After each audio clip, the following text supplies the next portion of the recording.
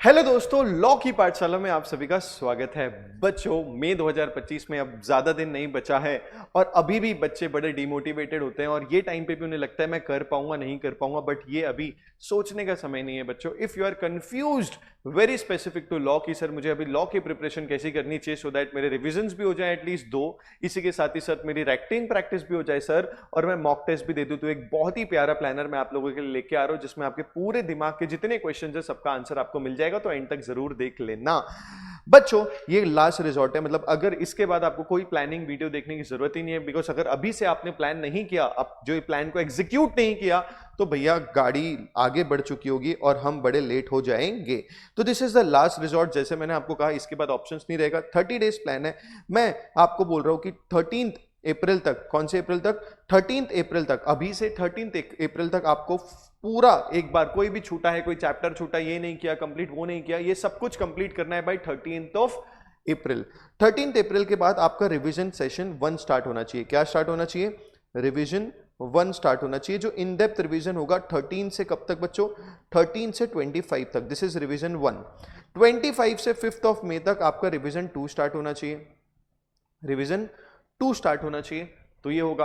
अब सर ये रिवीजन देने के बाद, हर रिवीजन के बाद आपको एक मॉक टेस्ट देनी है। मैंने ऐसी सैंपल डेट डाली 25 अप्रैल और 5 मई को। अगर आप दे रहे हो तो ये 2 मॉक टेस्ट देनी है आपको। 2 मॉक टेस्ट देनी है, आप कैसे भी दो रिवीजन यहाँ पे ये पर्टिकुलर ड्यूरेशन में कवर होने चाहिए। मैं 5 मई तक ही कवर कर रहा हूं क्योंकि आपके 15 मई के आसपास से पेपर है, तो मैं बचे हुए टाइम पे मैं आपको बता दूंगा कि क्या कैसा रहेगा। तो 5 मई तक अभी 2 रिवीजन अपने हो रहे हैं। सर मुझे बता दो कैसे चैप्टर के फ्लो में पढ़ूं। अगर मेरे को रिवीजन की बात बता दोगे तो सबसे पहले आप एक काम कर सकते हो, आप स्टार्ट करो कंपनीज एक्ट 2013 से, ठीक है।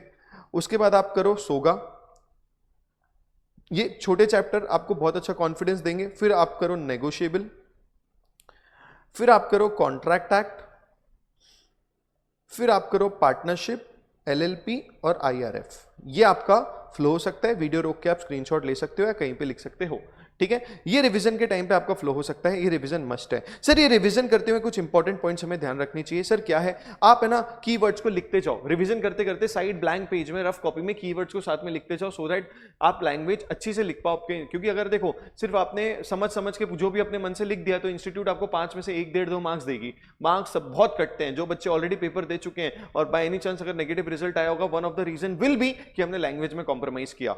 नेक्स्ट होता है go for double revision. Double revision मतलब सर फॉर एग्जांपल आज मैंने 2.5 घंटा लॉ पढ़ा, तो आपको क्या करना है? सिर्फ आधा घंटा और रात को या अगले दिन सुबह, आई रिपीट, आधा, जैसे जितना भी टाइम पढ़ा उसका 20 या 30% टाइम आपको वापस देना है। वही टॉपिक को आपके दिमाग में घुस जाएगा। ये साइंटिफिकली प्रूवन टेक्निक है कि आप 24 to 30 आवर्स के अंदर अगर सेम चीज वापस पढ़ लेते हो तो आपकी मेमोरी में बहुत अच्छे अंदर तक चल जाती है। You memorise it very properly. तो डबल रिवीजन टेक्निक आप यूज कर सकते हो। और स्टिक टू आई से कंटेंट ओनली। आपको कोई कुछ भी बोल दे कि नया क्वेश्चन आ गया, ये क्वेश्चन आ जाएगा तो कैसा करोगे वैसा, अरे भाया इंस्टीट्यूट के क्वेश्चंस कितना सारा है, पहले वही तो कर लो, ठीक है। तो इंस्टीट्यूट के ही कंटेंट पे स्टिक रहना है। अपने मॉड्यूल में इंस्टीट्यूट का पूरा कवरेज रहता है, उससे पढ़ लो। जो बच्चे सेल्फ स्टडी करते हैं तो इंस्टीट्यूट के मॉड्यूल से पढ़ते हैं, अपनी बुक से पढ़ते हैं, वन स्टॉप सॉल्यूशन से, उससे कर लो। उसके बाहर मत जाना। कोई सीएस वीएस कहीं के क्वेश्चंस देखने की जरूरत नहीं है बच्चों। Stick to institute module only, ठीक है दोस्तों। फिर आपका रिवीजन स्टार्ट होगा और मॉक टेस्ट होगा। अब क्या होगा सर? 5 तारीख के बाद आपको क्या है ना, ये 2-3 दिन बफर रखना है फॉर प्रॉब्लम एरियाज, ठीक है। 2-3 दिन आपको जो भी चैप्टर्स में दिक्कतें आई, टेस्ट में जो चैप्टर्स में कम मार्क्स आए, वो सब ये 2-4 दिन इसमें करना है। फिर 10 तारीख के आसपास से तो आप अकाउंट्स की अपनी प्रिपरेशन में लग जाओगे, और प्लस 2 दिन का मैंने आपके लिए यहाँ पे बफर देके रखा है। ये एक मास्टर प्लान है बच्चों। इससे ज्यादा आपको क्लैरिटी, क्रिस्टल क्लैरिटी और सिंपलिस्टिक वे में कोई नहीं बता पाएगा। और ये अगर आप फॉलो कर लोगे, there will be high chances कि आप क्लियर कर लो। बट एक प्रॉब्लम आप लोगों के साथ हो सकती है। वो प्रॉब्लम हो सकती है कि सर हम पढ़ तो ले रहे हैं ना, बट हम लिख नहीं पा रहे, और हो सकता है हमें कॉन्सेप्ट तो समझ रहे हैं बट हम उसको अप्लाई नहीं कर पा रहे। तो आपको क्या करना है बच्चों? आपके पास अगर आपको लग रहा है कि आपसे ये हो रहा है, तो मुझे आपको 2 घंटे देना है पर दिन के। अगर आपकी प्रॉब्लम यही है राइटिंग और एप्लीकेबिलिटी, तो अपने पास वन स्टॉप सोल्यूशन मेरा राइटिंग प्रैक्टिस बैच है बच्चों। अमेजिंग बच्चों का इस पर रिस्पॉन्स था। मैं अगर आपको बता दूं तो बच्चों ने अराउंड, कहां गया, 1 मिनट, हाँ, मैंने बोला था कि मैं 100 बच्चों को स्कॉलरशिप दे रहा हूं, फ्री रजिस्ट्रेशन, बट दिल बड़ा है तो अराउंड 150 रजिस्ट्रेशन मैंने ले लिए, बट अब इसके बाद द प्राइस इज 999। सर ये तो ठीक है, प्राइस वाइज छोड़ो, ये बताओ इसमें करना क्या है। पहले इसमें कॉन्सेप्ट प्लस राइटिंग प्रैक्टिस होने वाली है सर। हम लोग पूरे 7 चैप्टर्स के बहुत सारे क्वेश्चंस उठाएंगे, उसको लिख के देखेंगे कैसे चैप्टर्स में कैसे आंसर्स लिखना चाहिए, कैसे चैप्टर्स के कॉम्प्लेक्स टॉपिक्स की एप्लीकेबिलिटी कैसे होनी चाहिए, प्लस कॉम्प्लेक्स टॉपिक्स को डिस्कस भी करेंगे। 2 घंटा ये डेली होने वाला है। आंसर राइटिंग होंगी, डाउट सॉल्विंग ग्रुप आपका होगा।